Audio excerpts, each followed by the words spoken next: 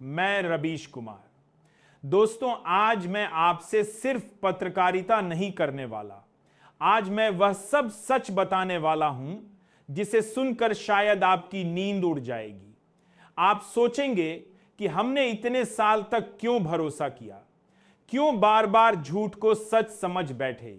यह कहानी है नरेंद्र मोदी की, उस व्यक्ति की जिसे जनता ने कभी उम्मीद के तौर पर देखा था, लेकिन जिसने इस देश की जड़ों में भ्रष्टाचार, झूठ और प्रोपेगेंडा का जहर घोल दिया।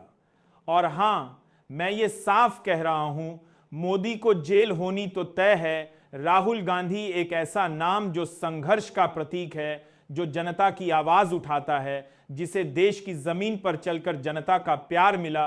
राहुल गांधी जब बेरोजगारी की बात करते हैं, किसानों की बात करते हैं, युवाओं को रोजगार देने की बात करते हैं, तो उन्हें पप्पू कहा जाता है। उनकी छवि को मीडिया ने बिगाड़ा, उनके शब्दों को तोड़ा मरोड़ा। लेकिन सोचिए, अगर यही बातें मोदी कहते तो मीडिया उसे विजनरी और महानायक बताता। यही है असली खेल, यही है असली दलाली, मोदी और झूठ का साम्राज्य।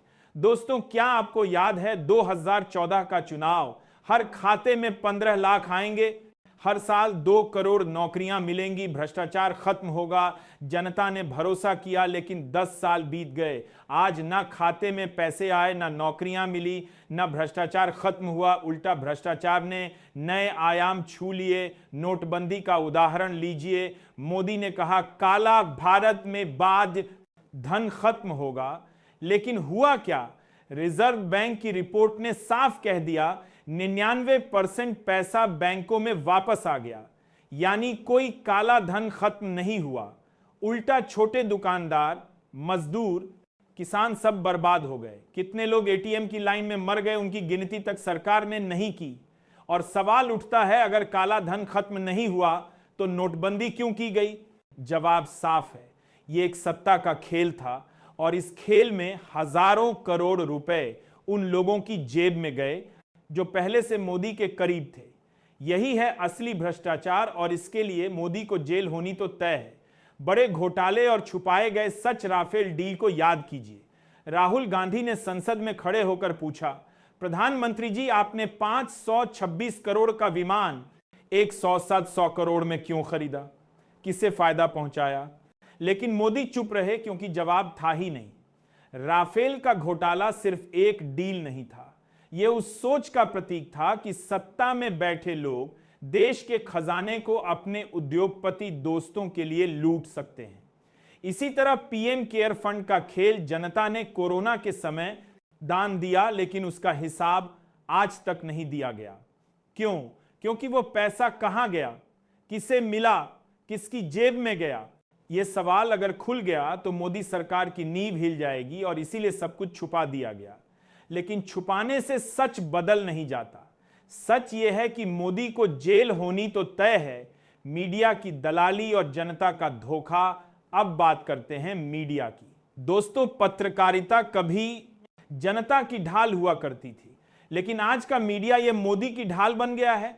कभी आप सोचिए, आपने आखिरी बार टीवी पर कब बेरोजगारी पर कोई गंभीर बहस देखी थी? कब किसानों की आत्महत्या पर कोई प्राइम टाइम शो देखा था? कब महंगाई पर किसी पत्रकार ने सरकार से सवाल पूछे थे? जवाब है, बहुत साल पहले। आज टीवी पर सिर्फ मोदी के भाषण चलते हैं, मोदी का चेहरा दिखाया जाता है, मोदी की जय जयकार होती है और राहुल गांधी उनके नाम पर सिर्फ मजाक, उनके शब्दों पर सिर्फ खिल्ली। क्यों? क्योंकि मीडिया बिक चुका है। क्योंकि मीडिया के मालिक वही उद्योगपति हैं जिन्हें मोदी फायदा पहुंचा रहे हैं। यह खेल साफ है, मीडिया सवाल ना पूछे, जनता को गुमराह करें और मोदी बेखौफ भ्रष्टाचार करें। लेकिन जनता को बार बार धोखा नहीं दिया जा सकता। एक दिन यह सच जनता के सामने आएगा और उस दिन मोदी को जेल होनी तो तय है। जनता का गुस्सा सबसे बड़ी ताकत। दोस्तों, जनता का धैर्य असीमित नहीं होता। जनता सब देख रही है, महंगाई, बेरोजगारी, किसानों की आत्महत्या, शिक्षा और स्वास्थ्य की बदहाली। आज लोग चुप हैं क्योंकि उन्हें डराया गया है, गुमराह किया गया है। लेकिन क्या आप सोचते हैं कि हमेशा ऐसा रहेगा? नहीं। इतिहास गवाह है, जब जब जनता जागी है, बड़े से बड़ा तानाशाह धराशाही हुआ है।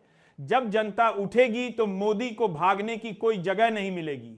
जनता पूछेगी कहां है 15 लाख, कहां है 2 करोड़ नौकरियां, कहां है भ्रष्टाचार मुक्त भारत।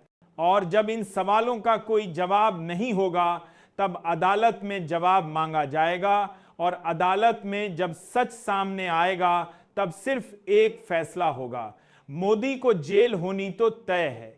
दोस्तों, ये लड़ाई सिर्फ मोदी बनाम राहुल गांधी की नहीं है, ये लड़ाई सच बनाम झूठ की है, लोकतंत्र बनाम तानाशाही की है, जनता बनाम भ्रष्टाचार की है, और इस लड़ाई में सच हमेशा जीतता है।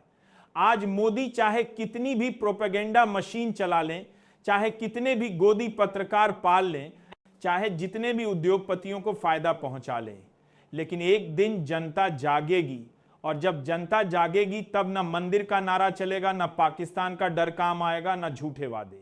उस दिन सिर्फ न्याय होगा, और उस न्याय का नतीजा होगा मोदी को जेल होनी तो तय है। दोस्तों, जब हम नरेंद्र मोदी और उनकी सरकार की बात करते हैं तो यह केवल एक व्यक्ति या एक पार्टी की बात नहीं होती, यह उस तंत्र की बात होती है जिसने हमारे लोकतंत्र को खोखला कर दिया है, उस तंत्र की जिसने जनता को सपनों और जुमलों के जाल में फंसा लिया है, और जब असली मुद्दों पर बात करने का समय आता है तो उनका ध्यान कहीं और भटका दिया जाता है। आइए एक एक करके समझते हैं कि किस तरह यह प्रोपेगेंडा मशीन काम करती है। सबसे बड़ा खेल होता है जनता को सपनों का